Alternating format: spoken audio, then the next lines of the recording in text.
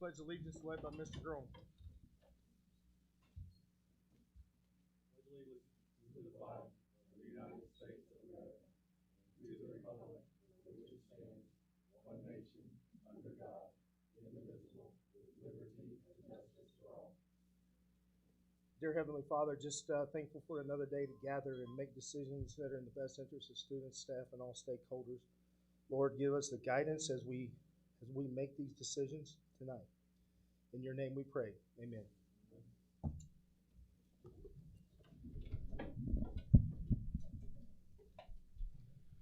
Roll call for the record. Mr. Basham. Here. Ms. Franklin. Here. Ms. Overberg. Here. Mr. Groen. Present. I am present, and we have quorum. Mr. Brillhard, do you want to start with 1028?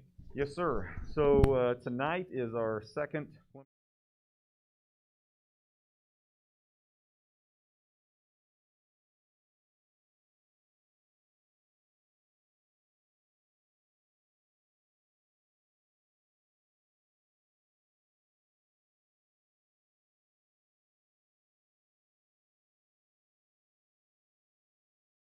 hearing. So as we said last week, and again, I apologize about the repetitiveness here. So when we were looking at these particular project needs, again, we focused and try to target on certain items such as, of course, the safety, student space, and remodeling and general renovations. So going on safety, of course, that is something obviously that is at the forefront of every everyday decision that we make, not only with building project needs, including infrastructure improvements, modernization with traffic flow, and site preparation.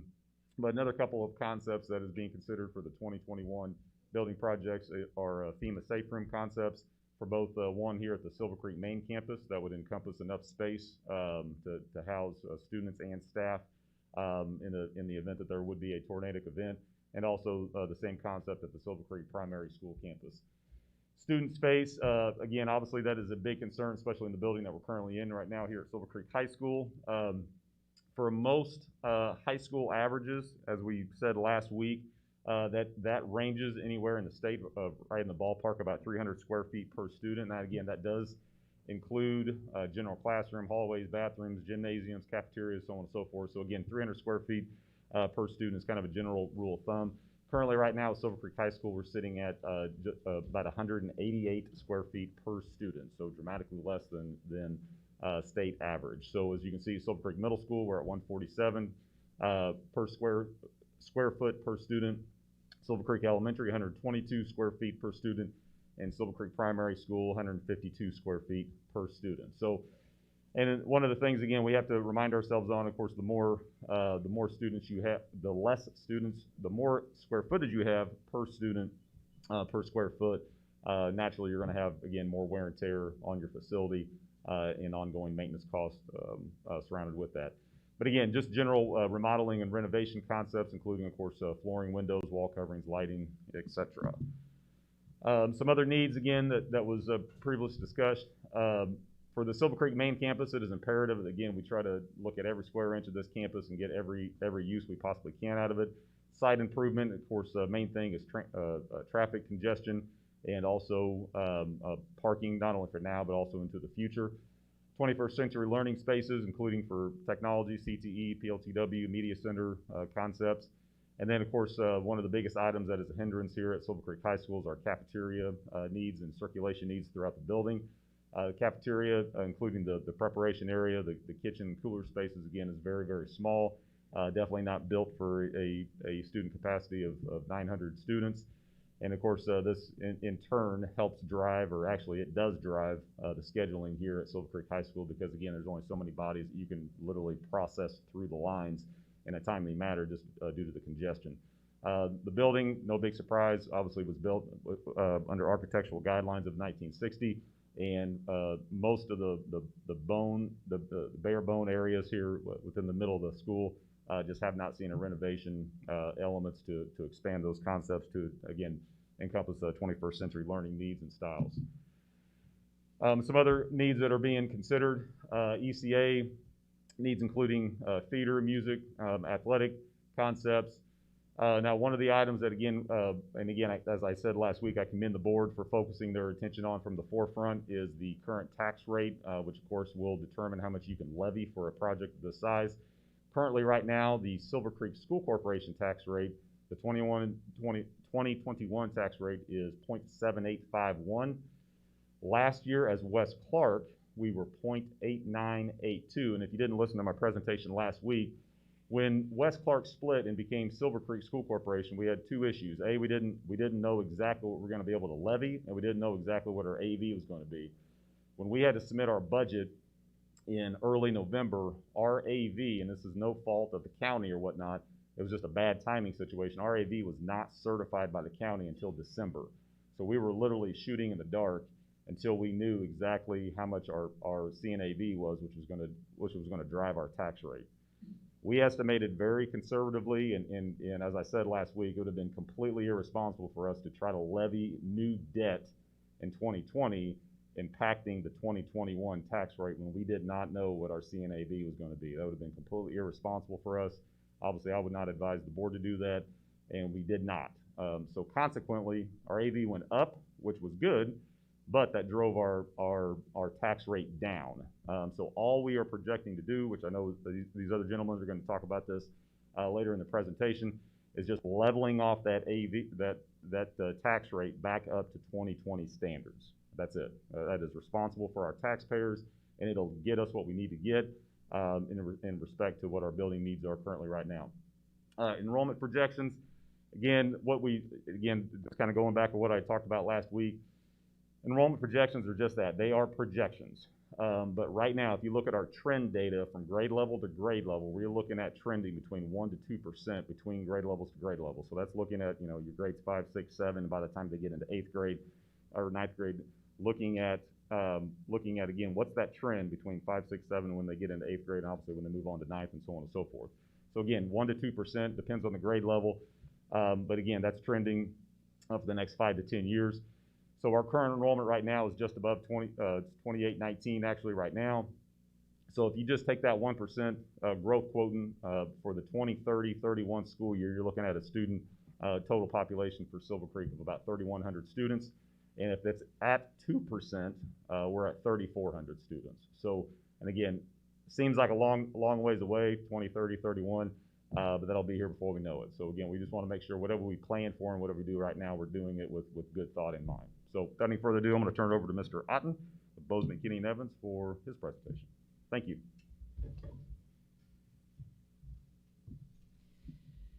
Thanks, Dr. Brillhart. Just to follow up, I know we had the hearing last week, and by change of law that happened about 5 or 6 years ago, we used to only have to have one of these hearings. Well, now we have to have 2 for this type. So I'll just kind of go through my presentation that we had last week, and then I'll turn it over to Damien to talk about some of the financials, and then Hal and John Mays are here as well to speak to various aspects of the project. But again, this is a bond issue that we're going to fund through an ad valorem property tax first mortgage bond that will be issued by a nonprofit building corporation that will be organized. And we're in the process of working with those members of the building corporation to get them up to speed. The reason that we do a building corporation financing is because of the size of this bond issue would exceed the debt limit if we were to do general obligation bonds. And we want to preserve the school's general obligation bonding capacity because it just gives it more flexibility in projects, especially if there's an urgent need to do a financing. Those bonds can be issued quicker, and I would tell you 90 to 95% of school building projects in Indiana are funded using the building corporation technique. Under this structure, the building corporation will issue the bonds, will enter into a lease agreement with the school. During the term of the bond issue, the school will pay lease rentals which match the debt service on the bonds. Here's the timetable for our bond issuance process, and you can see we've already started through this, and this is really just a snapshot of the financing schedule, but all that's to say, I'm sure that Dr. Brilhart could attest, and you board members could attest, this project's had a lot of planning. There's been a lot of involvement to this, so this is just a snapshot of the financing elements to this, but you can see we're holding the public hearings here. We held the first one on March 8th, and now we've got the second one on March 15th. We'll have a resolution for the board to adopt after this public hearing, and assuming the board chooses to adopt that resolution, there will be a legal notice advertised. That'll start a 30-day period in which people can petition to have this project placed on the ballot at a referendum.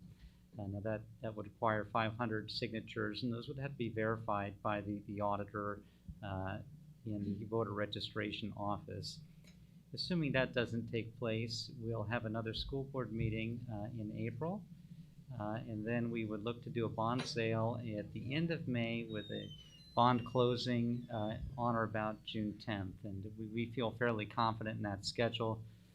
And as Damien could tell you, obviously, if interest rates change, the timing date of that bond sale, it'll be up to the board and others to decide when to actually pull the trigger on the bond sale, and that might be just a market sensitive type thing.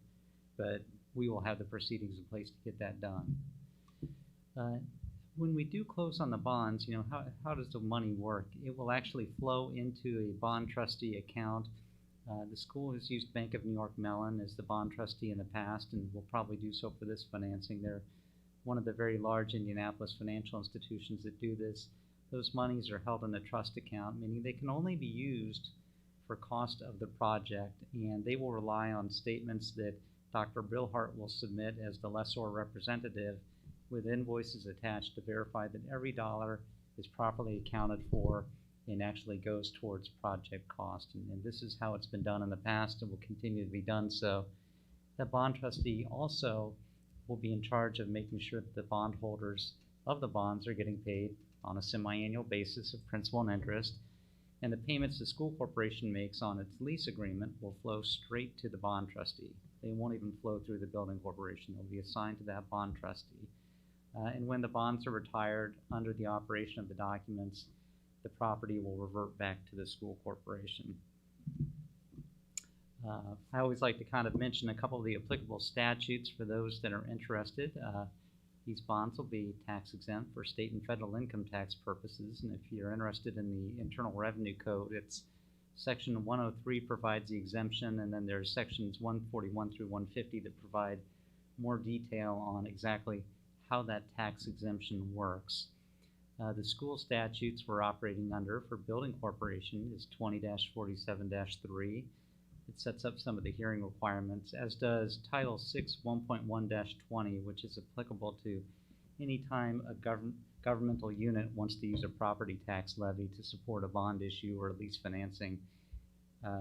This hearing tonight satisfies one of those requirements, and we have another one that's satisfied tonight, 20-26-7-37, commonly referred to as the 1028 hearing. If a school proposes to finance a project in excess of $1 million, it has to hold a public hearing on sort of the need for the facilities to take public comment. And of course, there's other applicable statutes. John could talk to you a little bit about procurement and others that come up on time to time on these types of projects. With that, I will turn it over to Damien.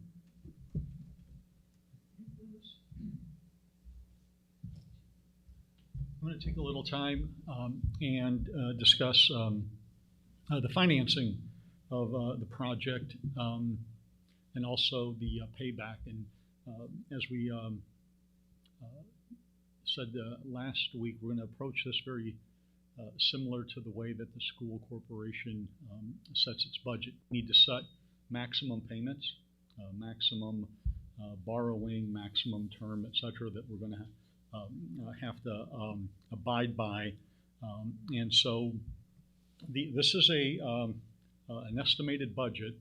$55 million, though, is not. That's going to be the maximum bond issue size.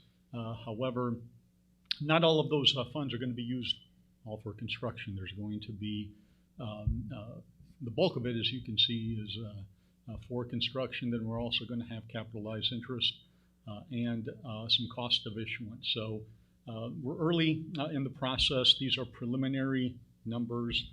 They may change between the 3 or 4 accounts there, but the overall borrowing is going to be $55 million.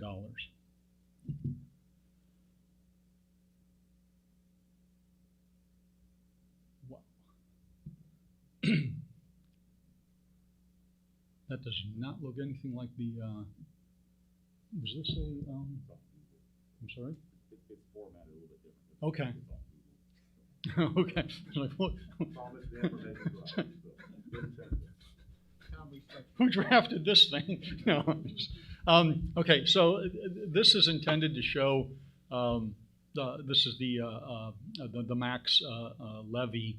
And as you can see, the red is the legacy debt. So that was the existing West Clark School debt that when the reorganization, both school corporations have the same legacy debt. The kind of greenish, yellowish, that was the 2019 B bonds that we had issued, and those are Silver Creek School Corporation bonds. And then the purple is the proposed 2021 $55 million bond issue.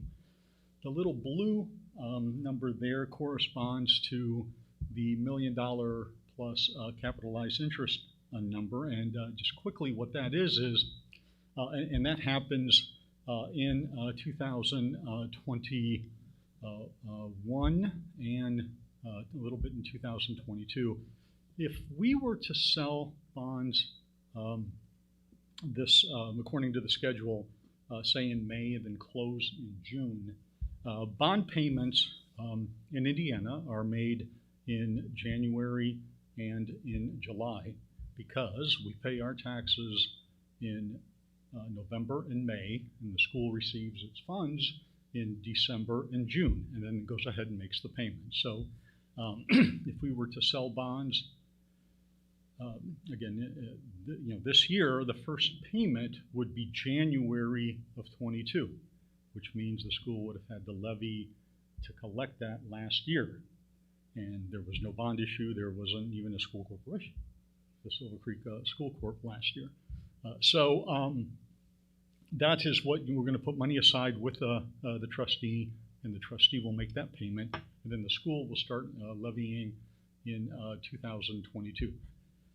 We need to set a maximum payment per the statute. And so the max debt service levy is $6,180,000, and that's purposeful because that payment is, if that red line came down to the 47 cent number,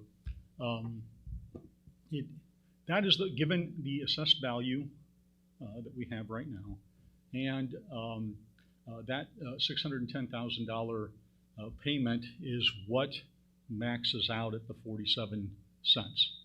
And so, as Dr. Brilhart earlier said, we're looking at trying to keep the overall rate at, we'll take it back up to that 89 cent. So, given what the operation fund is going to be and what with the max debt service at 47, we're able to establish that. And so this graph here shows, or this everything kind of put together. We've got the legacy debt, we've got the 2019, we've got the new bond issue, and then when we add the operation, we keep everything level at that 89 cents. So just to recap, we're looking at $55 million borrowing, for 20-year amortization. I think the lease will be for 22 years. A max payment of $6,180,000 that will take us to the 47 cents. And then with that, when the operations fund rate is added, we're at 89 cents.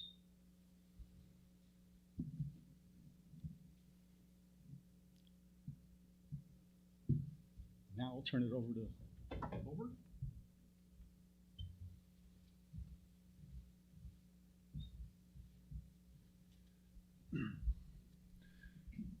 You see here, this is the main campus where we are currently at. To the left there is the middle school. Down at the bottom center is the elementary school.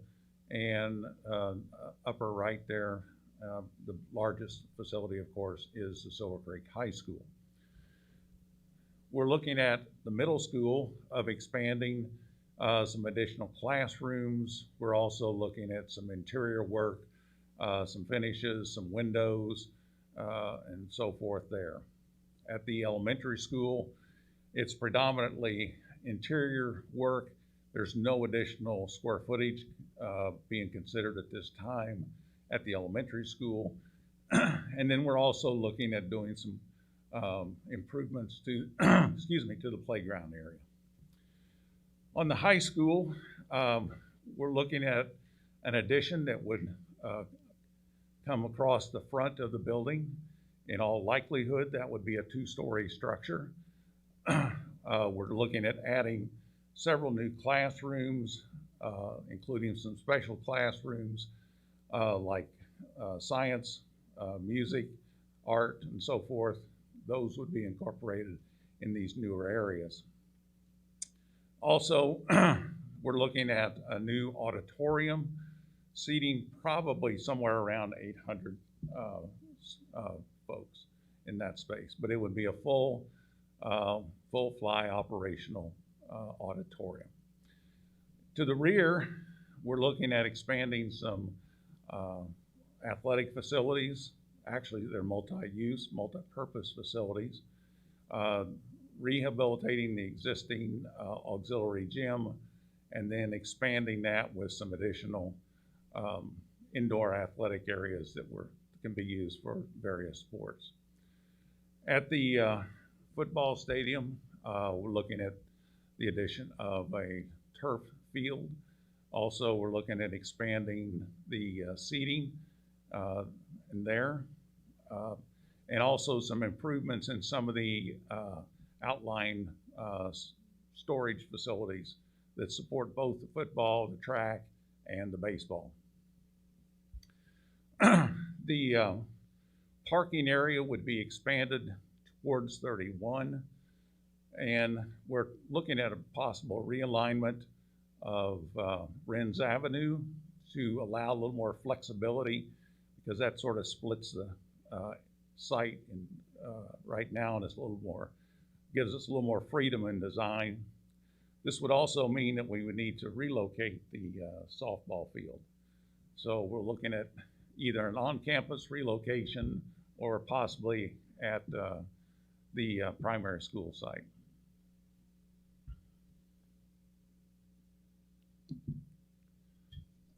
At the Silver Creek primary campus, we're looking at the Silver Creek primary schools in the bottom there, part of it's cut off. We're looking at expanding that with a 10 classroom wing. We're looking at this as being a FEMA certified construction as a safe area for the students and staff in this building. Also, we're looking at the purchase of some additional property to the east there at the top of the screen. This additional property could be utilized for relocating the bus storage, service and transportation facilities to free up some additional space on the main campus here.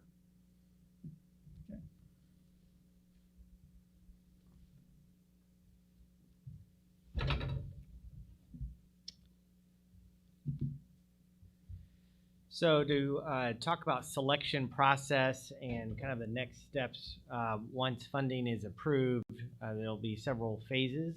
First of all, there's going to be a selection of the architect for the project. Right now there's preliminary planning or design work going on right now called programming, but there'll be an architect selected for the actual project work, and we're going through that with RFP process right now. Then there will be RFPs, requests for proposals, prepared with the assistance of the architect selected. Relative to the RFPs would be relative to the CMC, the construction manager as constructor. Those responses, those CMC responses, will be reviewed, scored. There'll be interviews conducted, and then the CMC will be selected. Rough time period for that is going to be in the May-June time period. This could all be sped up, but that right now is what we're looking at. Once the design team, which is the architect for the project, and the CMC are selected, then that team's going to work with the administration and other stakeholders on getting input to refine the programming and design work, and essentially take concepts down to details that become construction documents. And it is those construction documents that give the level of detail to contractors to know essentially where to put every screw and every nail. And it is those construction documents that will then be released for bids. There'll be, and along the way, there'll be changes and tweaks, and that's going to be more of a flexible process in terms of the timeline for when you take the initial concept of design to the construction documents. The more changes we make along the way, the more complex those changes, the more the architects and CMC are going to need time to refine those changes. So that'll take several months. It could be a very large project. 8 months could, with lots of changes, could be more than that. More streamlined version, smaller projects, lesser changes, you're looking at a handful of months. So a much shorter period. So that's kind of the next phase there. And then we've got the bidding. The construction documents go out. There'll be several bid packages dealing with the various types of trades. Some may be released earlier than others. We may see some work earlier than others, like site work, some exterior work, maybe interior demolition. And that'll be, those bid packages will be prepared by the design team with the assistance of construction counsel. And commencement, as I mentioned, we may start early, so you could see some early work in the fall into early winter. Some of that will be weather permitting. May even see some work over the summer if we get things moving very quickly. But full-scale construction isn't likely going to be seen until first calendar quarter of 2022. That's when I think everything will be underway. Some things may even be completed by then.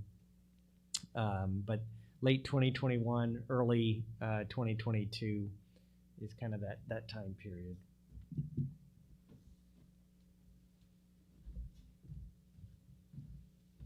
Okay, that concludes the presentation. Are there any questions from the board?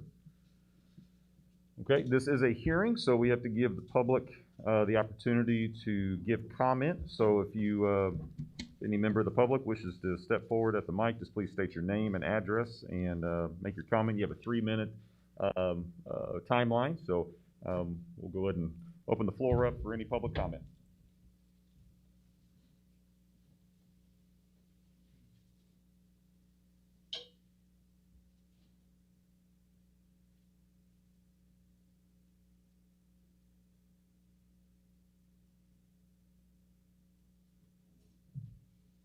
Okay, the opportunity was given. No one stepped forward for public comment.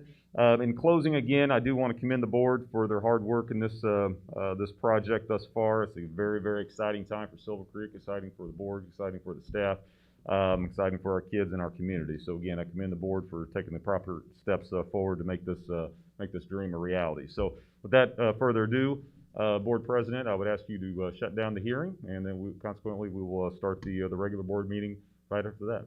Thank you.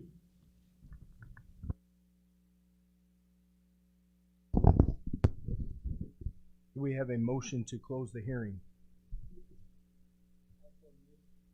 Mr. Basham makes the motion. Do we have a second? I second. Ms. Overberg seconds. All those in favor say aye. Aye.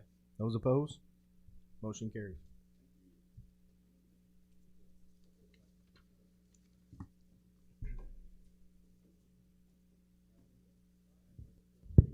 Thank you, guys. Thank you. See you guys.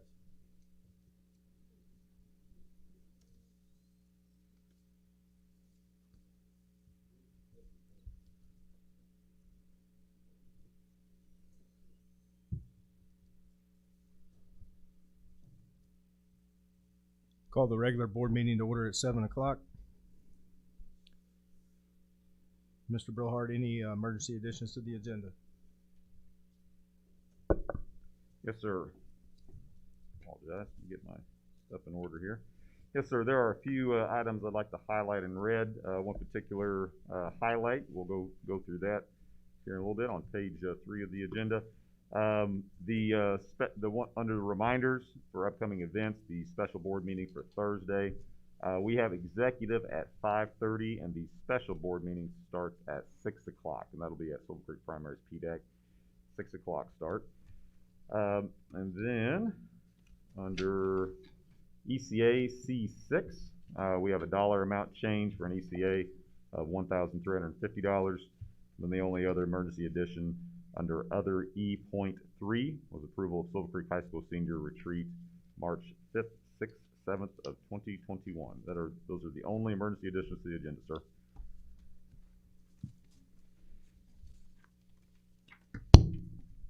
Do you think a 30-minute executive meeting will be enough time? Yeah, because we can't hear the architect's proposal in the executive meeting, so we'll have to have a work session for that. Oh, okay. So we're taking that off, and we're just going to talk about personnel for that 30 minutes. Gotcha. All right, do we have a motion to approve Dr. Brillhart's emergency additions to the agenda?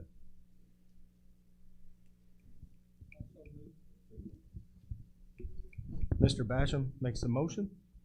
Do we have a second? I'll second. Mr. Groen seconds. All those in favor say aye. Aye. Those opposed? Motion carries.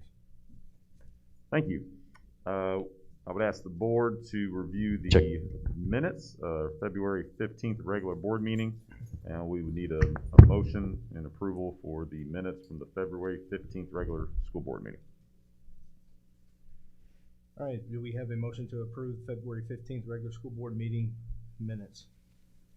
I'll so move. Mr. Groen motions. Do we have a second? I'll second. Mr. Basham seconds. All those in favor say aye. Aye. Those opposed? Motion carries. Thank you. And we'd like to ask for approval for the executive meetings. We've had a lot of those here lately. From February 18th, February 23rd, March 3rd, March 6th, and March 8th. Again, I would ask for approval for the executive meeting minutes. We have a motion to approve the executive meeting minutes for February 18th, February 23rd, March 3rd, March 6th, and March 8th. I'd so move. Ms. Overberg makes the motion. Do we have a second? I'll second. Ms. Franklin seconds. All those in favor say aye. Aye. Those opposed? Motion carries. Thank you.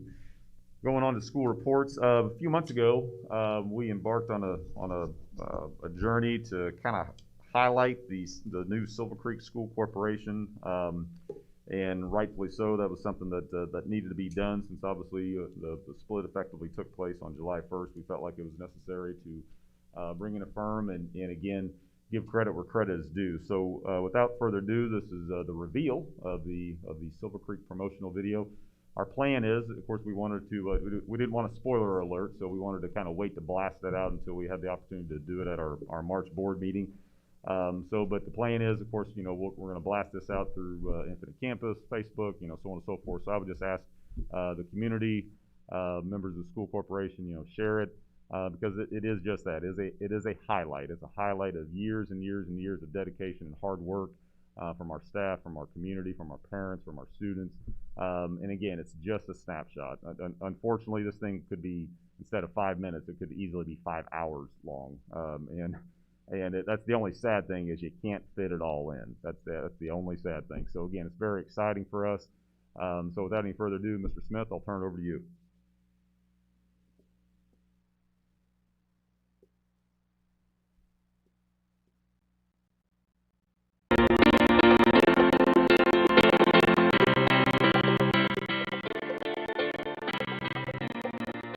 The element that you'll notice when you walk into one of our buildings is the climate. It's very positive, it's very student-oriented, and that's the one thing that will not change no matter what. One of the reasons I'm really proud to be a Silver Creek High School family is because of their ability to meet each child where they're at. So it doesn't really matter if your child's looking for an advanced degree after high school or if they're looking for technical school. The programs here will meet them where they're at, make sure that they're well prepared for whatever their future may hold. My journey starts with Silver Creek. As a struggling reader, a teacher by the name of Miss McKinley, my second grade teacher, she built a very strong relationship with me and taught me how to read. But really, the big reason I learned how to read with her is because she believed I could. And I think that's what our teachers are about. Seeing that it's more than just a student learning, it's about believing in them. That's our mission here. Each and every day, at least mine, is to be somebody's Miss McKinley. We're very proud of our extracurricular program. We have a robust athletic program. We also have very enriching theater, band, and choir programs as well. Basketball program's been great. It really prepares you to be a student athlete, not just an athlete, not just a student. So obviously you work on your skills and fundamentals in basketball, but also in the class, making sure you get good grades. The band department here at Silver Creek is fairly large. We have 3 concert band classes. We also offer marching band, pep band, jazz band, a drumline program as well. My goal is building confidence in the students and really just teaching them to become not just better musicians, but better people. We have a very strong dual credit program. It's not unusual for students to graduate with 40, 50, 60 credit hours towards their college diplomas. We have a daughter that is a freshman in college, and she got to walk out of Silver Creek schools as a sophomore in college. That's dollar savings, and she's getting to pursue things now because of that foundation she received at Silver Creek and the opportunities that afforded her. Walter is our school therapy dog. The kids can come in and just do their homework, or they can read or whatever and hang out with Walter. He also spends half the day with our counselors. And when he's down there, sometimes he meets with kids that are having anxiety attacks or just need some extra love. One of the biggest things for me is really the teacher retention. Those teachers want to stay. That means something to me as a parent, because that means that they like their job, not only, but they also like their bosses and they like their work environment. Our teachers love coming to work. We love being here. We love coming to school. A lot of us have children that attend at Silver Creek as well. So we're not just invested as teachers, we're also invested as parents.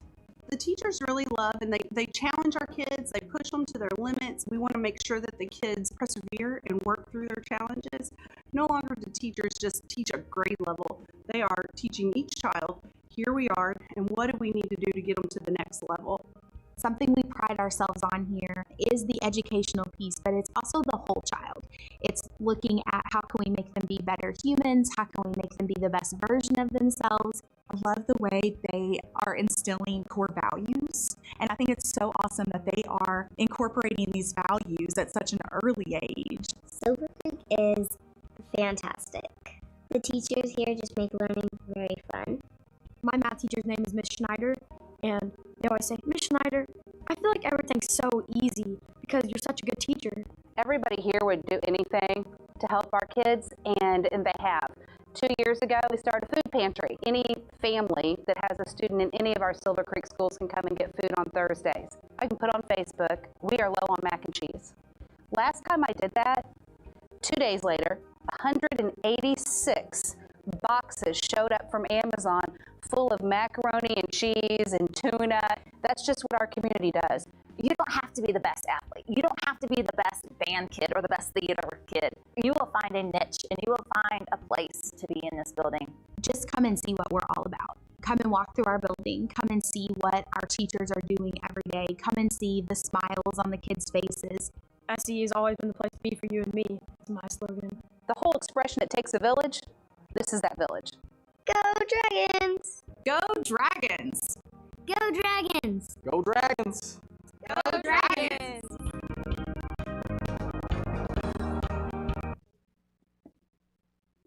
Thank you. I hope Mrs. Snyder gave that kid, I guarantee he doesn't have a B in that class. I can guarantee you that. So, well done. No, but thank you. Thank you for allowing us the time to present to the board tonight for that. But also, I do want to thank, special thanks to our administration. It was a team effort. You would not believe how much coordination it takes to make that happen. So, our company we hired, he did a great job. And again, thank you all, obviously, for taking the time and getting in front of the camera and coordinating everything. So, without any further ado, we'll move on with recognitions. We have a lot, so give me time here. Silver Creek girls varsity basketball, of course, won the 3A state championship, finished 25-3, and of course, number 1 in the state in 3A, IBCA, number 6 overall, with a win versus number 1 and a 4A state championship. Crown Point, we of course will recognize them officially next Thursday. We didn't want to bring them here tonight with the hearing and so on and so forth, and being kind of a late night naturally. So they're going to come to the board meeting at 6 o'clock next Thursday, and we're going to officially recognize them in person at the Silver Creek Primaries PDAC. So again, congratulations to them. And with that, there's a lot of individual awards we have to recognize. Senior Jacqueline Emily won the Patricia L. Roy Mental Attitude Award. This marked the 3rd time, and Silver Creek athlete has won the Mental Attitude Award as state championship team. She joins John East and Lucas Barnett. So again, congratulations to Jacqueline. Senior Marissa Gassaway was selected to the IBCA Franciscan Health Supreme 15 All-State Team, which is the top honor awarded. Senior Elena Stravison was among the 15 statewide named to the large school All-State Team, which includes players from 3A and 4A. Senior Jacqueline Emily was among 90 seniors to receive the honorable mention. Junior Kadaya Stravison was among 15 underclassmen statewide selected in the large school All-State Team. Jacqueline Emily, Elena Stravison, Candia Stravison, and Marissa Gassaway named Mid-Southern All-Conference. Congratulations to them. Jacqueline Emily and Marissa Gassaway, ICGSA First Team All-State, and Elena and Candia Stravison Second Team All-State. Jacqueline Emily, Marissa Gassaway, Elena Stravison invited to the Hoosier Basketball Magazine Top 60 Workout for its top seniors in the state of Indiana. And Jacqueline Emily, Marissa Gassaway, and Elena Stravison, HBCA All-District Team. Elena Stravison and Marissa Gassaway and Jacqueline Emily, HBCA East Regional All-Star. Candia Stravison named IBCA Junior All-Star Top awarded as Top 12 Junior in the state of Indiana. And that's it for the girls. So that was a mouthful. So again, congratulations to them. Ben Landers, Dylan Myers, Timmy Clark were named to the Indiana Football Coaches Association Academic All-State Football Team. Congratulations to them. Mackenzie Harshley won the President's Volunteer Service Award for volunteering significant amounts of their time to serve their communities and their country. Silver Creek High School Girls Bowling Team won the Southern Hills Indiana High School Bowling Sectional Championship and will advance to the Indiana High School Bowling Regionals in Evansville on March 13th. Players are Elizabeth Bowes, Victoria Harganen, Shelby Joyner, Sarah Tucker, Flora Clark, Katie Bishop, Evelyn Appleby, Valerie Thompson, and Gabby Owen. Sponsors of the team are Amanda Owen and Jeff Harrell. 2021 IU Southeast High School Media Contest entries were submitted and judged virtually for the last school year's publications. The results were released in February. For Silver Creek, Jordan Hall won 2nd place for the best news story of the Creek's current newspaper. The Silver Leaves yearbook won 13 awards, including the 1st place for best coverage of student life. And Trenton Stolberg finished 4th in the individual bowling sectional qualifications and will advance to the Evansville to compete at the regionals. Good luck to Trenton. Silver Creek High School Theater will be presenting a Little Shop of Horrors this weekend, Friday and Saturday night at 7:30 p.m. and Sunday at 3 p.m. You can find online ticket information in the announcements at the website listed on the agenda. Again, the boys varsity basketball team won Charlestown sectional. This marks the 4th year in a row and 7 out of the last eight sectionals that Silver Creek High School has taken the sectional title. Congratulations to the players and Coach Hoffman and staff. And of course, hot off the press on Saturday, of course, we are now regional champs. So boys will now play Saturday at 1 o'clock versus Gurion Catholic at Seymour. So again, good luck to the boys. Again, congratulations on the regional championship. Silver Creek Middle School would like to recognize and congratulate Mrs. Campbell as Staff Member of the Month for December. Mr. Campbell was nominated by many students for the extra care and support he provides on a daily basis. Congratulations, Mr. Campbell. Thank you for your service. Congratulations to Silver Creek Middle School 6th grade boys basketball team for winning the Clark Floyd basketball tournament. And congratulations to Silver Creek Middle School 7th grade girls basketball team, 8th grade girls team, and 7th grade boys basketball team for being runner-ups in the Clark Floyd basketball tournament. Congratulations to the following Silver Creek Middle School wrestlers for their performance at the Southern Indiana Wrestling Championship. Stephen Bates, 1st place. Jackson Terry, 2nd place. Ethan Harris, 2nd place. Boston Jess, 3rd place. Elijah Johnson, 3rd place. Alex Haynes, 3rd place. And Blaine Young, 3rd place. Silver Creek Elementary would like to recognize our 4th and 5th Pride recipient winners for showing initiative in the classroom. Gina Figuera, Lucy Troutman, Michaela Moser, Kylie Myers, Leah Mitchell, Jack Dablow, Jose Hernandez, Cooper Day, Lydia Kelly, Lucy James, Bailey Garrett, Abby Carter, Meredith Conklin, Evan Wren, Jessica Zarnecki, Genesis Reyes, Kendrick Ainge, Isabel Miller, and Ashlyn Hasley. Those conclude the announcements. So again, congratulations, all that. And again, I think that's kind of a synopsis of all the good stuff that, again, we could not fit in the promotional video. So again, congratulations to all Creekers. Moving on with announcements. Spring break, of course, technically starts this Friday, but on paper starts March 22nd through April 2nd. Again, March 22nd through April 2nd. We want to make sure that our students and staff and parents, of course, get that well-deserved rest. So again, well-deserved. So please be safe, and we'll see everybody when we get back on April the 5th. Our condolences go. Silver Creek School Corporation would like to express our condolences to Mrs. Myers, principal at Silver Creek Elementary, and her family. Mrs. Myers, of course, unfortunately lost her father here this past week. So again, our condolences to you and your family. Reminder of upcoming events. Executive Board meeting March 18th, 2021, 5:30 at, again, the Silver Creek Primary Library. And again, the special board meeting will follow at 6 o'clock in the Silver Creek Primary PDAC. And then our regular scheduled board meeting is April 19th at 6:30. We will do this at the Silver Creek Middle School GPR, much like tonight. Again, we're going to kind of rotate that. That way we can kind of do a highlight of some of the recent building renovations that we've done. Of course, when we conclude tonight, we'll take time to go down to the high school, see the new office area. But then, of course, next month we'll be at Silver Creek Middle School. Mr. Ballmer can show off that new floor and everything. So, and I will move on to curriculum and student services for Mrs. Hawkins. Mrs. Hawkins. Good evening. I'm going to start tonight with some spotlights, more spotlights to celebrate. These are more on the curricular side. We'll start with Silver Creek Primary. Want to recognize a virtual success and identify Mrs. Dawn Hall. She is our kindergarten and 1st grade virtual teacher, and she recently did some breakout groups with some 1st graders, and she gave them a few math problems as the task and came to find that one of the students was confused. So Ms. Hall did not prompt this student to do this, but another student broke out a whiteboard and started explaining to the kids in her group what was happening. So Mrs. Hall bounces from group to group to help. So when she entered and saw this, it was really a huge inspirational moment. So what a great example of students making the most of the virtual learning situation, exercising collaboration, and helping one another.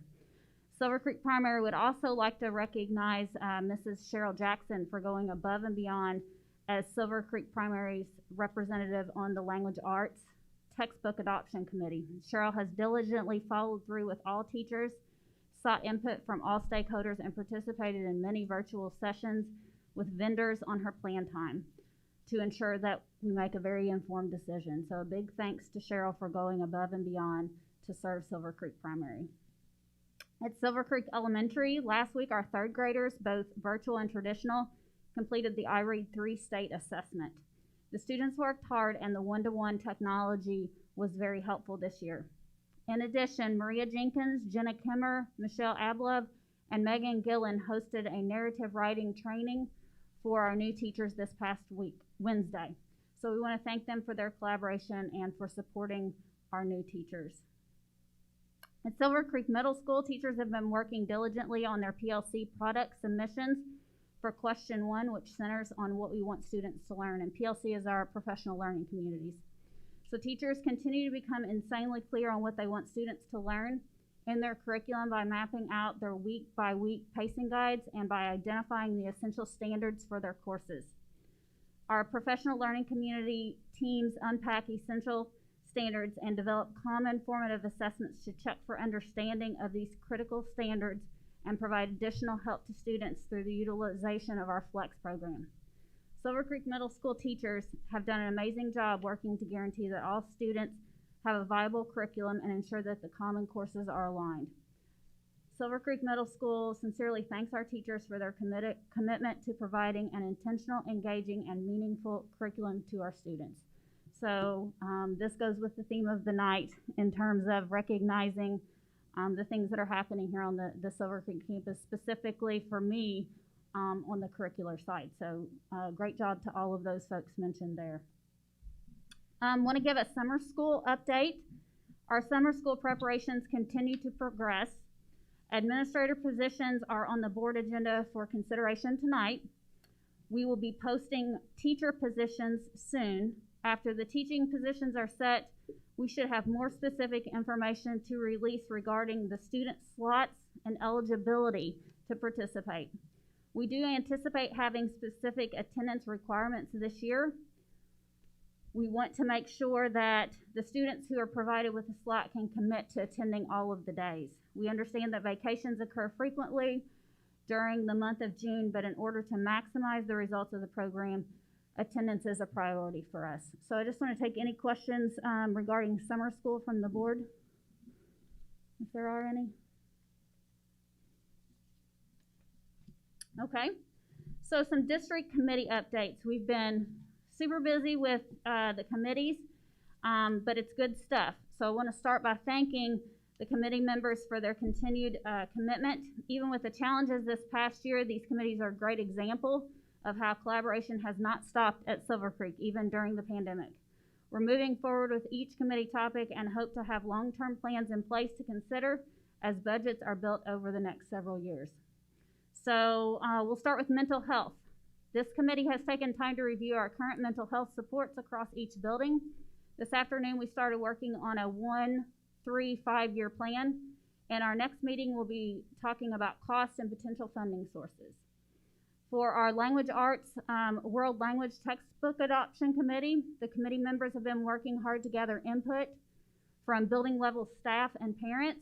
We're ready to narrow down the choices and conduct individual building presentations as needed.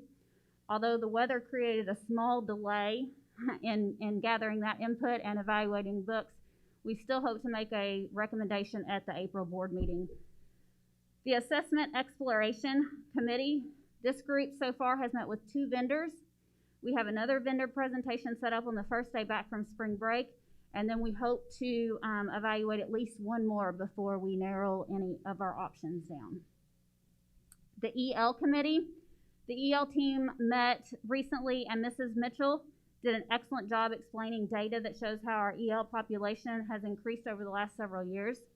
This committee will make programming recommendations and develop a 1-3-5-year plan to implement new resources. The Early Childhood Committee, we've not yet met, but we're planning to meet. I'm planning to send out information to our committee members soon regarding a meeting the first week back from spring break. And then to close out here, our High Ability Broad-Based Planning Committee, their meeting is going to be on April 22nd. And so this committee will be discussing the current High Ability program, potential changes, and budget expenses within the High Ability grant for next year. So as you can tell, we've been super busy with all of that, but it's good stuff. Does the board have any questions regarding any of the committees? Regarding the High Ability, you said they're going to be talking about current programming and expenses. Are they also going to be talking about future professional development? They'll be talking about, yes, all of the components that go into what they would put into the grant for next year.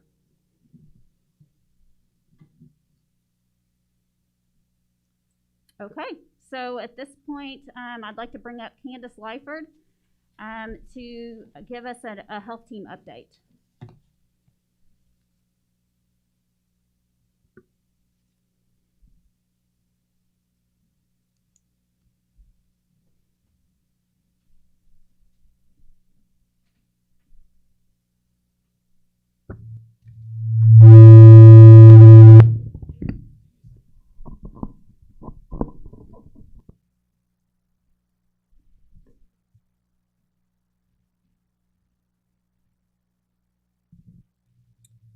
All right.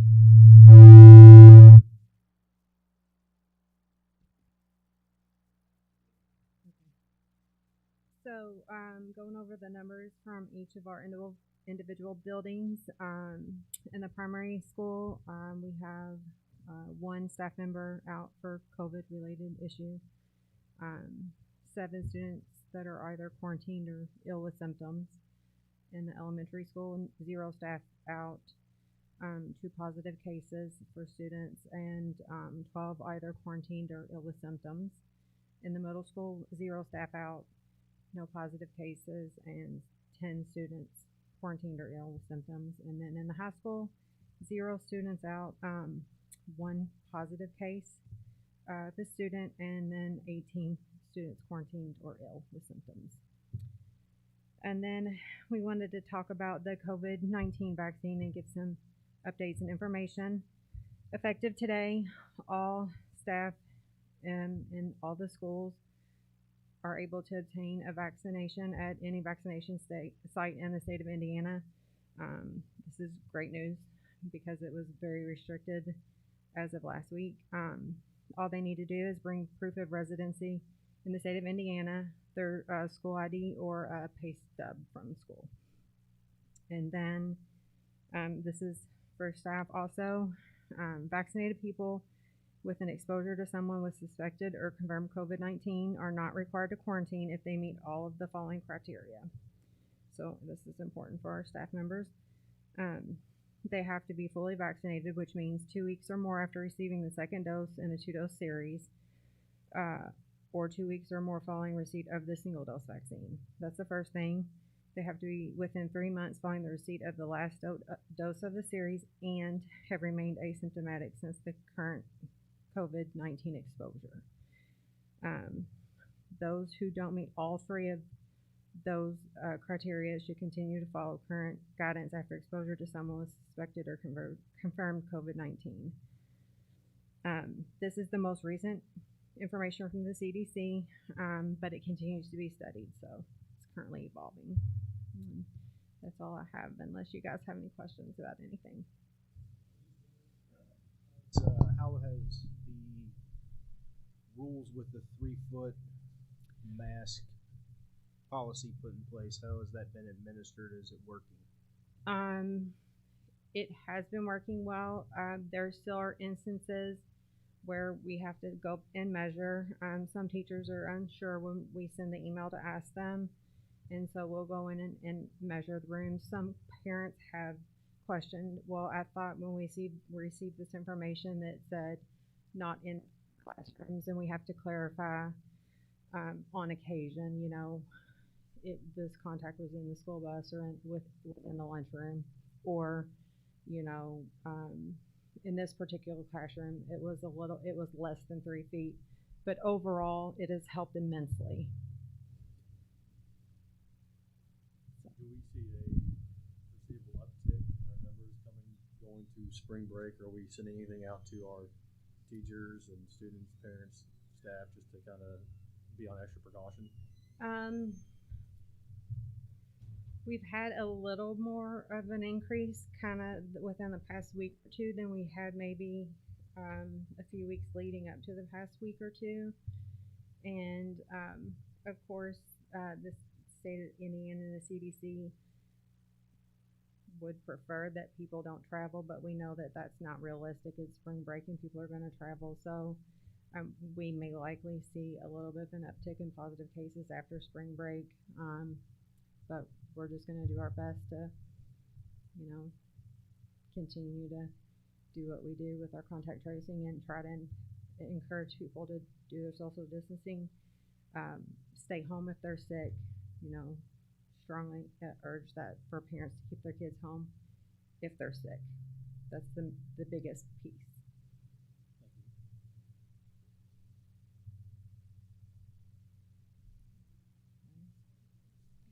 Thank you.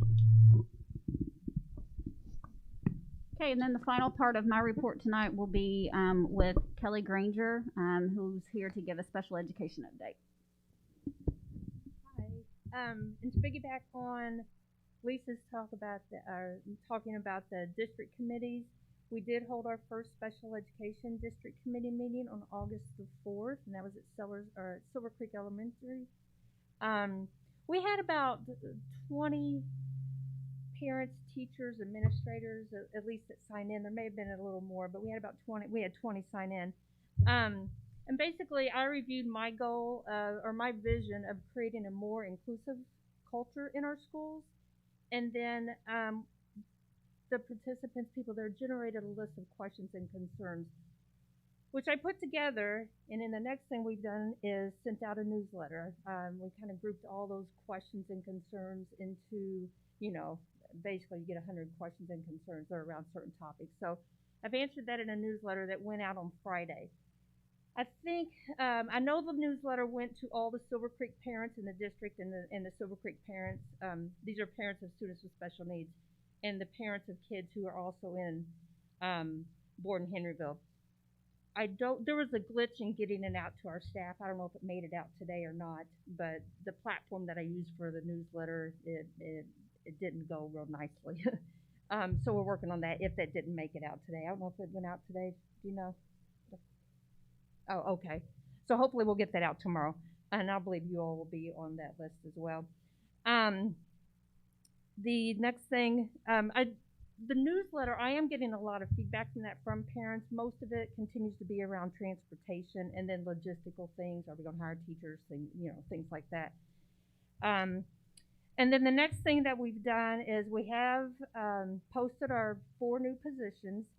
3 of 4 of those have been filled by teachers who are with us at Borden-Henryville. So that's nice. The 4th one is undecided. We may get her, we may not, but I think that's good. We'll be keeping some of those teachers. And I believe that's all I have. Our next district meeting, we'll be working on scheduling. It'll be held in April. Any questions?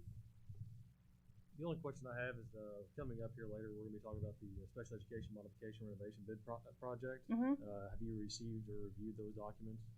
Yes. And everything looks like it's going to meet your specifications and get us moving forward where we need to go and everything that the kids are going to need and the teachers will need? Yes, I'm excited. I think that's one of the things that will be really having all these classes and what we're putting in these classes will really be helpful in helping our kids transition, successfully. Yeah, that's good to hear. I'm glad that's. Yeah, they look really good. Good. Regarding the transportation, I know you had said at the last meeting that you spoke at that a lot of the parents were waiting to see if Borden-Henryville were going to offer transportation, and that's kind of what the holdup was as far as knowing which kids were going to be coming to our campus. Do we know anything more on that yet? That's still the case. I don't know. And right now, the newsletter generated a lot of questions around that.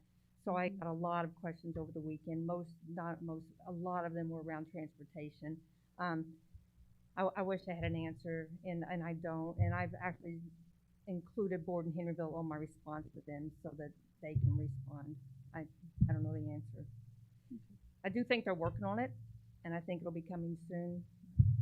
Just not sure when. So you think that they are considering offering transportation? Or you're just not even sure on that? Yeah, I'm not sure. Okay. I do think they are. I don't know how much, but I think they're considering it. Okay. Anything else? Well, thank you so much. Thank you.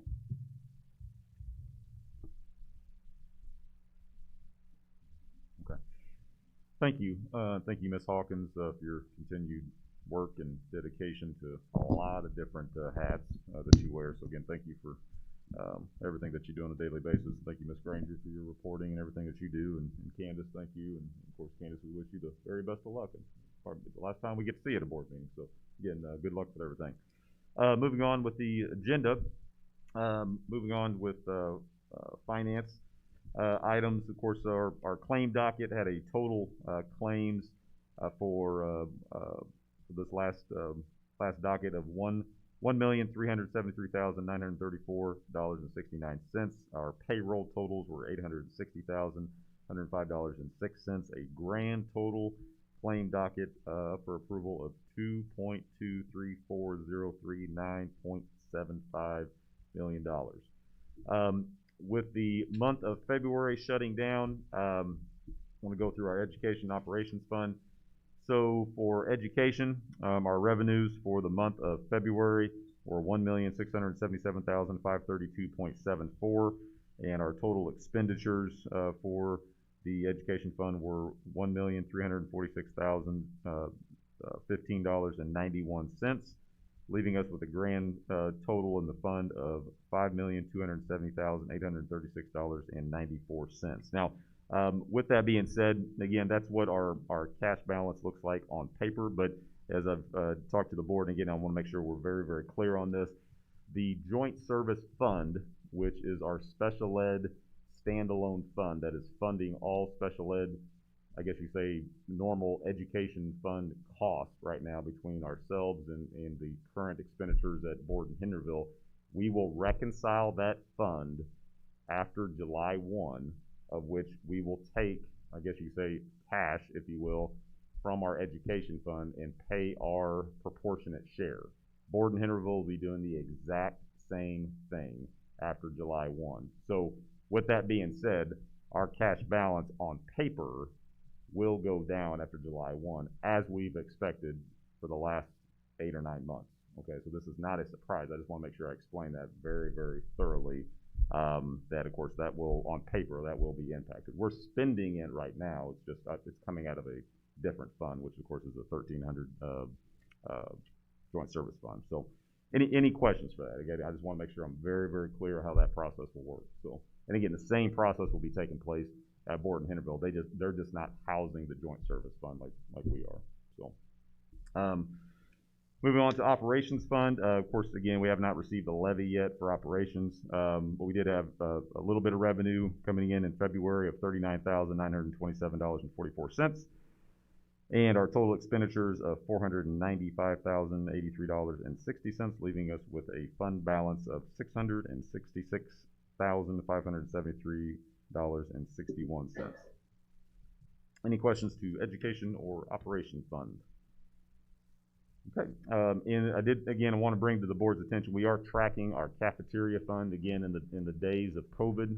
This is an ongoing issue with every single school corporation across America, that again, we just have lack of revenues because our participation is down, and we understand that, but we still have expenses. Mr. Sinclair and I are obviously monitoring this. We meet on a weekly basis.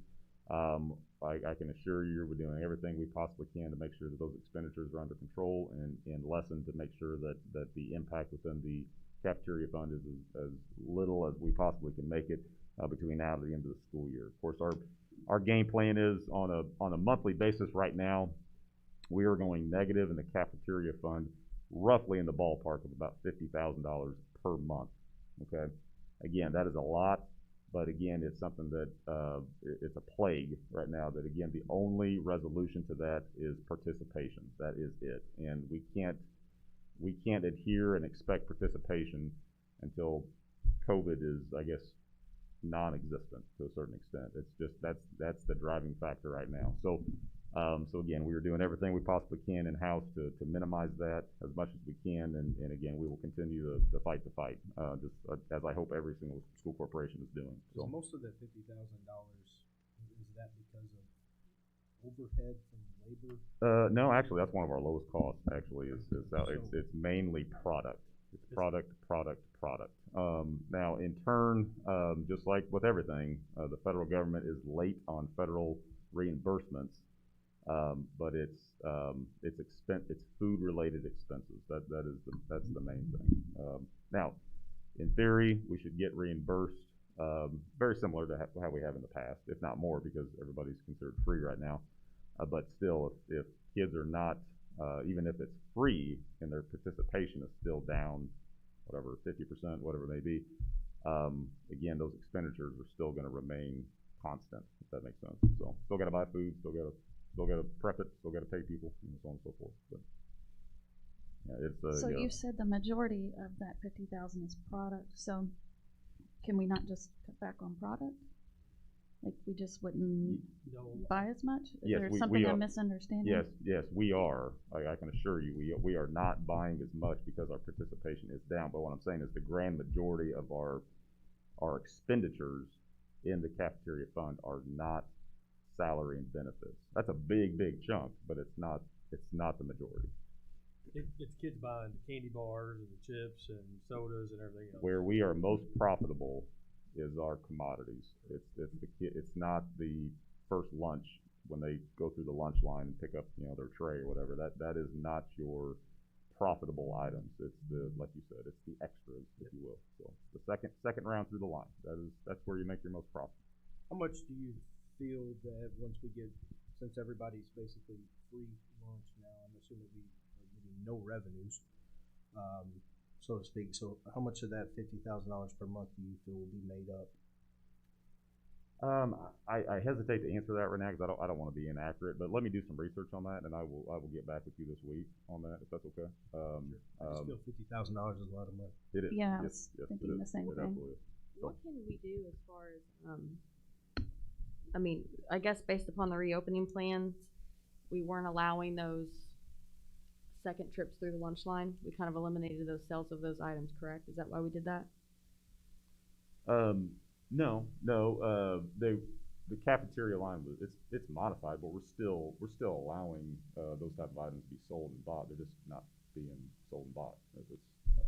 Is it because they don't have access to the cafeteria? I would say it's mostly because they're the eating product. at home. Yeah, They're eating from home. Yes, yeah. The product is being even at the elementary. The product is being brought to the classroom to be sold. It's just not being purchased. And again, we're not going to force it upon them. If they want to buy it, they're not going to buy it. But I guess that's why I'm wondering why we're not buying But less product. from my understanding, we stopped selling stuff in the cafeteria at the beginning of, or at some point last year, correct? Because we didn't want the students up there buying it. I mean, maybe. I believe we did. No. Yeah.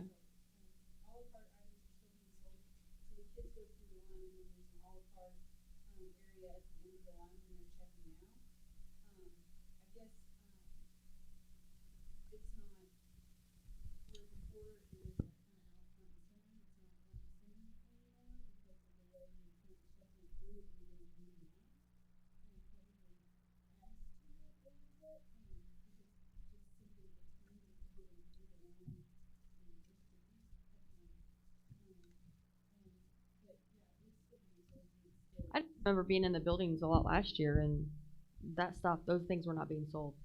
And so, obviously, I agree. I think $50,000 loss is a lot of money. We need to figure out how we can try to improve that. And if looking at getting back to some sense of normalcy with regards to the use of the cafeteria and how the kids are eating and where they're eating, and those products being sold would help, I think that would be a good idea.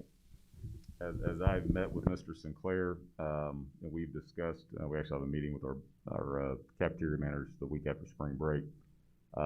We cannot control our revenues. We can control our expenditures, including product, including salaries and benefits. But it's not a solution that happens overnight. It just doesn't, because we still have 2,800 kids to service, or 2,100, brick and mortar students. So, and ultimately, if you think about it, that is the issue. We have 700 plus students that are not here, and again, it's a plague across the country. Are you seeing it affecting, like, is it in buildings? Is one building being infected more than others? Again, I look at just the fund in general, the whole thing, but let me get with Mr. Sinclair on that and see. I think from what I understand, it's consistent building to building as far as participation. So I would assume it's a little heavier at the elementary versus the secondary. Like in a normal year, it normally is participation is. But let me check with Mr. Sinclair and I'll let you know that. So it's a good question. And just to make sure you understood my question earlier, because you had mentioned that, you know, so much food is coming into the classrooms to be sold, and there's a lot not purchasing it because they're eating at home. So my question was, you know, since we see the trend on how much students are buying, wouldn't we cut back on our product instead of keep bringing in that same amount into the classroom every day? Yes.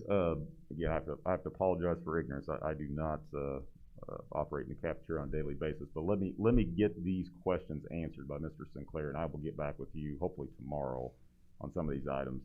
So some of the limitations we have a product is they, of course, do have expiration dates. So if you assume that 1,000 participants are going to eat X, Y, or Z, and only 500 consume it, you're throwing away 500 portions, regardless of whether or not they eat it or not. So you hate to say it's a calculated guessing game, but it kind of is. And it just seems like there's a trend now. Sure, you know sure, what I mean? absolutely. And I can assure you we are purchasing less today than we were 6 months ago. I can assure you that. I don't know exactly those numbers. Again, let me work on that, and I'll be more than happy to share that with the board. Absolutely. But weren't some of those issues that were caused were also, Al might know, is vending machines were not turned on during the day and everything else because of COVID. So you take that away from the kids, that's a lot of money. That's a lot of revenue you're taking out. So I think that's some of that stuff may not see there, guys, is this. When you take those vending machines away and the kids aren't able to purchase a water or a soda, that's a lot of money on a daily basis. Is the vending machines calculated into this? Isn't that separate? Yeah, vending machine money, there's two routes you can take with vending machine monies. If there are vending machines that are accessible for students, those go into the school's ECA fund, and those revenues have to be spent on students. If there are vending machines in a teacher's lounge that only teachers participate in, same thing, those funds go into an ECA account for basically at the school level, and those revenues have to be spent on teachers. So you didn't see staff, see a issue prior to us dealing with the pandemic and COVID, correct? No, we were actually, pretty balanced or made profit. Yeah, well, it's kind of twofold. So traditionally, the West Clark cafeteria fund was running in the negative. We reconciled that by a rainy day fund transition. Then COVID happened, and then the split happened. And so it was just, we were making gains. We were getting, over time, it would have reconciled to zero, but the split took place, so we had to get it reconciled by that rainy day transfer, which I think it was in the ballpark of 100,000. I think it was like 120,000, I believe. This was back in, I think it was May of 2020.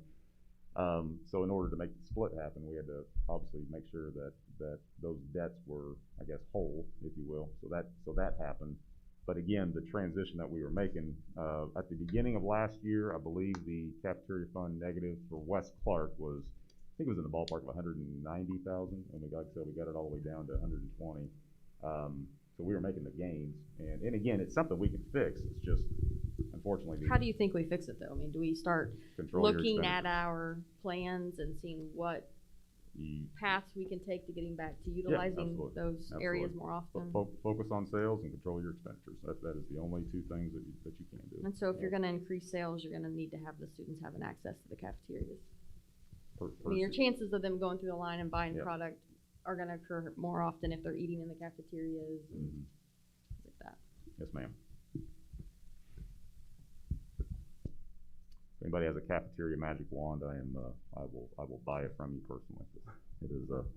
It is an issue, but like I said, we are on top of it, and we will continue to make gains as best we possibly can. Any other questions related to the 800 fund? Okay, moving on to the consent agenda. We have, of course, section items to be approved through section A under finance, nothing under instruction. Personnel, there are certified appointments under C.1. There is nothing, under C.2, certified resignations. There are a number of items under classified appointments under C.3. Under C.4, under classified resignations, we have one item. Under C.5, we have none under classified terminations. Under C.6, ECAs, we have 3 appointments. Under C.7, under leaves and retirements, we have 1. Nothing under technology. And under E, we have other. We have E.1, special education modification renovation bid documents, approval for release. E.2, resolution R7, preliminary determination and 1020 resolution. And again, the late item addition, E.3, approval of Silver Creek High School senior retreat, May 5th, 6th, 7th, 2021. That concludes the consent agenda. Mr. Board President, I would ask for a motion and approval for the consent agenda. Dr. Billard, first I'm going to ask for a motion from the board to move personnel C.1, certified appointments, from the consent agenda to be discussion and action items. I would still move on that, except I don't think we need to move C.1.6. You can just move it. Huh? It's the only thing that's not a summer school. Yes. Yeah, that's fine. C.1.6 is through 5. Well, it's actually, this one's kind of in between, so it's, you see C.1.6 through 5 at that one, and then 7. I'm sorry? Through 5 and then 7? Yes. Correct. Yeah. So I just want to make sure I'm clear. So we're moving C.1, C.2, C.1.3, C.1.4, C.1.5, and C.1.7? Correct. Okay. Ms. Overberg makes the motion. Do we have a second? I'll second. Mr. Grown seconds. All those in favor say aye. Aye. Those opposed? All right, now that we've tabled or moved that from the consent agenda, do we have any questions about the consent agenda? Do we have a motion to approve the consent agenda? I'll make that motion. Ms. Franklin makes the motion. Do we have a second? Mr. Basham seconds. All those in favor say aye. Aye. Those opposed? Thank you. Okay, so under discussion action items, we have C.11, C.12, C.13, C.14, C.15, and C.1.7 under discussion action items. Actually, I guess maybe I misunderstood. I thought we were tabling it. Are we actually moving it to discussion, or could we table it? And discussion. Then, okay. They want to go ahead and. But since we also have a meeting on the 18th, could we table it and then bring this up on the 18th? What's tabling going to do for it? I mean, if it gives us the executive meeting because it's personnel. Talk about that in executive session? It's personnel. Yes, you may discuss that in executive session. Yes, sir. Is 30 minutes going to be enough time? That's what I was worried about. Depends on how many questions and how many answers we will have in those 30 minutes. I would suggest to the board, the reason why it was on the consent agenda tonight is with spring break looming here on Friday. We're trying to get the ball rolling as quickly as possible. This summer school, and you've heard me talk about it before, and I'll say it again, the remediation needs for our students is greater now than it ever has been. The summer school demand, organization, hiring, selection of student needs, whatever you want to call it, is going to be greater this summer than it ever has been in the history of public education, and rightfully so. It sounds like we're moving it to discussion. Is that correct? And not necessarily. And not 2 days from now. No, my recommendation would be to move on it as quick as possible because we need to give every advantage to our administrators to plan accordingly. And again, so get the ball rolling. 2 or 3 days, would that be quick enough? I mean, Thursday's what, 3 days away? Yes, we have a principal meeting tomorrow. This was going to be one of the biggest items we were going to discuss to make sure that all balls were rolling in the same direction, and Again, we can obviously change our meeting. That's not that imperative, but again, thinking that we're gonna board approve this on Thursday night, spring break is literally within 24 hours of, after Friday.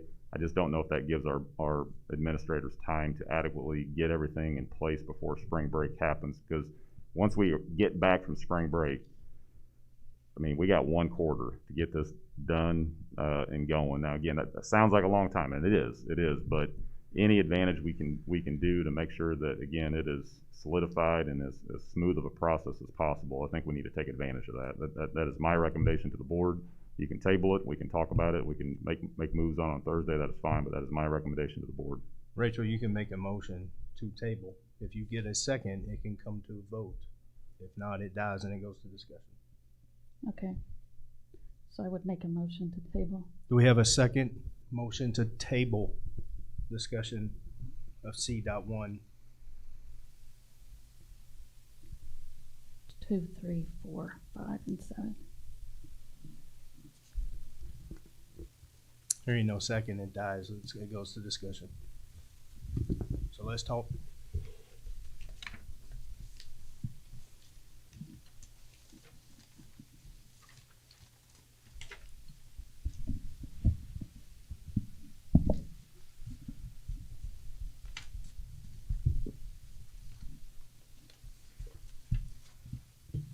You want to start off? Part of my concern is that we would, with the appointments, that those who are already under contractual time would be receiving additional funds. And we know that with administrators, that's considered double dipping. Some of, which I asked some questions on this already and was told that they would work outside of the contractual time, which would make their day like, go from like 8 a.m. to 7 p.m. Putting that aside, my understanding is with administrators that that's, their duty. In their contract it states, other duties apply. So beginning work on it now, I would not consider that would be something they would get extra funds for. I know you said they need to start their planning now and all of that, but that would just be part of an administrator's duties. So I guess that's some of my concerns. I know some of these that are on here, their contract ends like around the end of May, is that correct? Or do they end in June? Can we just start with the primary school and figure out when the... Yeah. Do we know when Miss Campbell's day her contract ends? No, I don't have the dates in front of me, but we have building administrators that are on 195s, 205s, 215s, and 260s. I don't believe we have anybody on 220. I don't believe off the top of my head, but anyways, the way I would look at this is no different than a contracted. We sign teacher contracts. A social studies teacher signs a teacher contract. Their contract day is 7.5 hours a day. Our building administrators is 7.5 hours a day per their contract.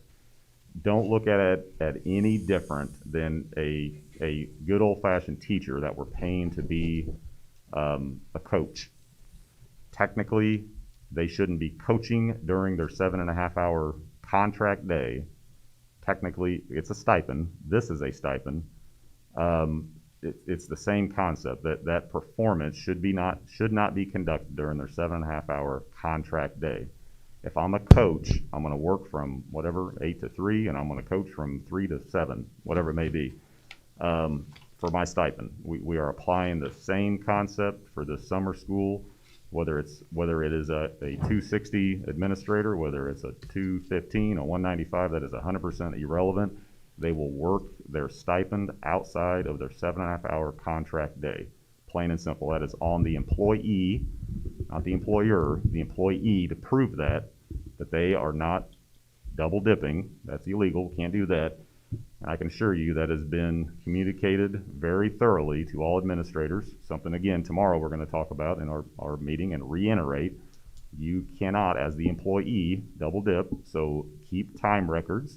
Ensure that you are not working during your 7.5-hour contract day.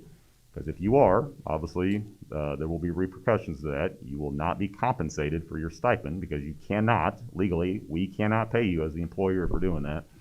And again, that work will be performed outside of their 7.5-hour contract day, the very same mannerism as any other stipend for a coach, a theater director, a academic coach, whatever it may be, exactly the same concept.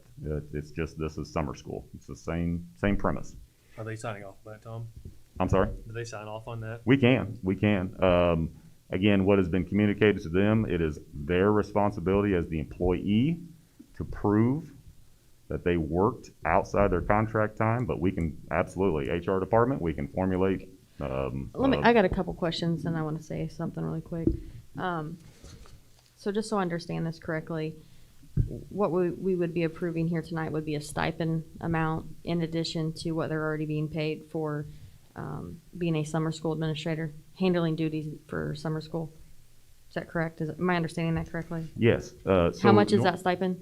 So the stipend amount for the, I'll make sure I get this right, for the, Ms. Hawking may have to help me on this. The elementaries was, you can give me rough amount for the of primary numbers. and the middle school was 3,000. And for the high school and middle school, it was 4,500, but it's twice as long. So, this is for one summer.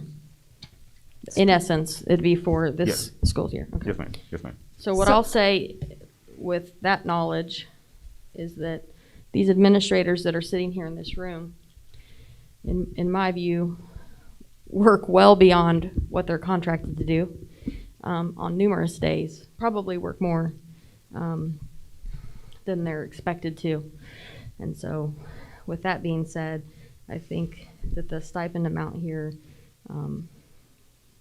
really we're really nitpicking, I think, to some degree to really question whether or not they're working for this money. And I think to some level it's offensive because I think they work really hard and are deserving of being paid and compensated for what they do. Maybe there was a misunderstanding here because it's not about what you said. It's about a legality issue that administrators cannot double dip. It's a legal issue that needed to be clarified. Also, the summer school's not all summer. It's 2 weeks for the primary and elementary, and it's 4 weeks for the middle school and the high school. My biggest concern was with those administrators that are already going to be working during that time, which is like at our higher levels. I'm not sure once the summer school gets put into place, which as Tom mentioned that, or Dr. Bellhart mentioned that starts now, you know, what active role do they really have once the summer school starts other than just overseeing what the teachers are doing?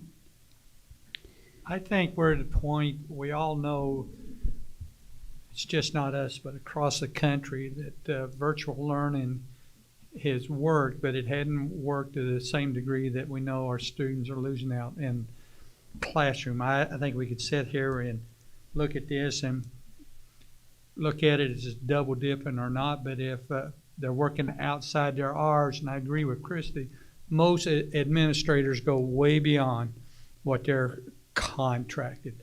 And for this, to me, it's a small amount of money, whatever it takes for us to get our students back to what they have lost. I'd just soon move on it tonight and approve this tonight. And I agree with you, Tom. This is probably the most imperative time for learning needs. I mean, across the board. And just to kind of reiterate what Joe was saying, I mean, if it's 3,000, 4,500, or gets higher, I mean, I think it's necessary we go ahead and do it and definitely move on to this. I'll make the motion right now to approve. I'll second. Do we have any discussion?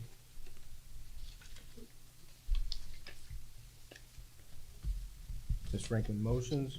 Mr. Basham seconds. All those in favor say aye. Aye. Those opposed? Motion carries. Okay, thank you.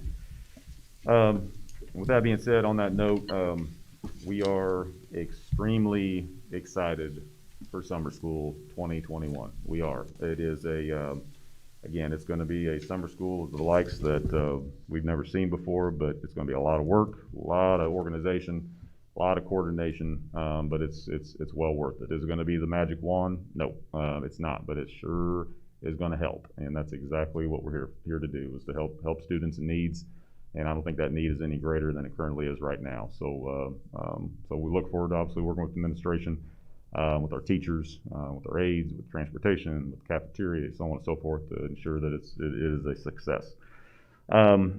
It is now time for community input, so if anyone wishes to address the board, you may step up to the podium. You have a 3-minute limit. Anybody at this time? Okay, and we will move on. We have something that is not on the agenda, but just because it's not on the agenda doesn't mean it is not important. Mr. Balmer and Mr. Biles here for a very special recognition, special award to two individuals that are sitting in this room, one of which is up front up here, that I cannot say thank you enough for your dedication. I'm not going to steal these gentlemen's thunder. So Mr. Balmer, I know in that promo video you did wonders, so I'm sure you still got a lot left. So with that being said, I'm going to turn it over to you gentlemen for your presentation. Okay, I'm John Bile. I'm the I'm sorry. Oh, is this okay? All right, I know. All right, I'm John Bile. I'm the athletic director at Silver Creek Middle School. We have had the pleasure, or I've been doing it for, what, 6 years, Mr. Eckert, somewhere? Where you con me into doing that? All right, so Bev and Joe Basham have been coaching cross country for about 30 years, 31? We talked to Tom, we started back in 87. Okay, So 87, long time ago. They were born in 81. So, okay. All right. They are resigning from their position, and we have some award, or like a service award we'd like to give you guys. I don't know if you all probably seen the cross country course.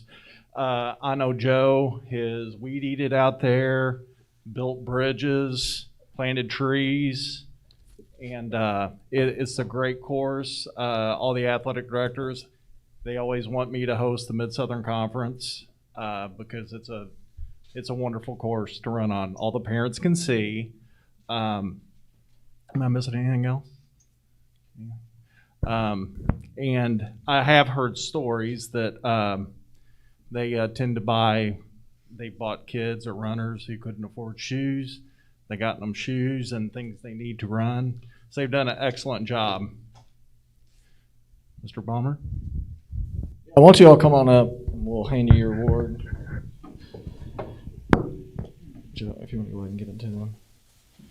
So there's no doubt SC has wonderful coaches, and obviously the success we've had in all our sports is a testament to that. But I think one thing that stands out about these two individuals, which kind of goes beyond just being a great coach, is that the impact is well beyond just the tenure of their years of service. And what I would say about them is that the foundation that you have laid for this program, I wouldn't even want to guess at the amount of hours you put in that course. But the fact is, we got one of the best cross-country courses in Southern Indiana, and I can tell you it came from these hands right here, almost all of it.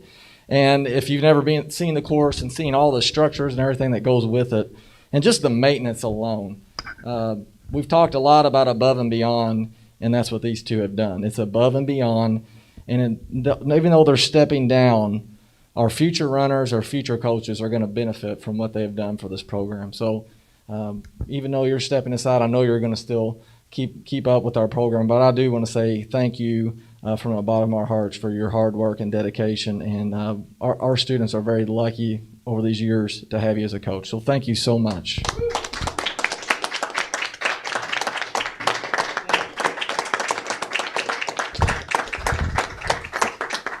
I'd just like to say a couple things. We have been fortunate to have some great administrators at what I call a junior high, and when it turned into middle school, that said it was our job as long as we wanted it.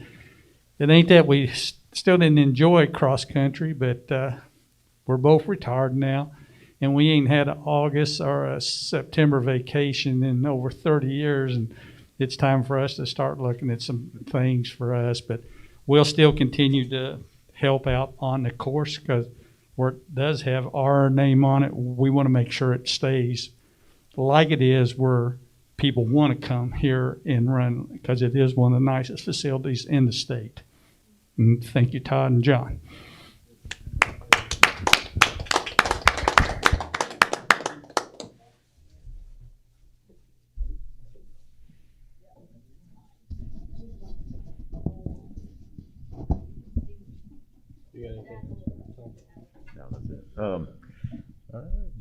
Again, thank you, Mr. Ballmer and Mr. Bile. Thank you, Bev and Joe, for your all service, and as I said, countless hours, absolute countless hours. And I'll reiterate what Mr. Ballmer said. There is not a single team or AD that doesn't rant and rave about the quality of our cross country course, and that doesn't happen by mistake. And again, thank you all for your dedication and just service more than anything, because I'm sure your stipend didn't cover that. So again, thank you. No, but really, honestly, thank you.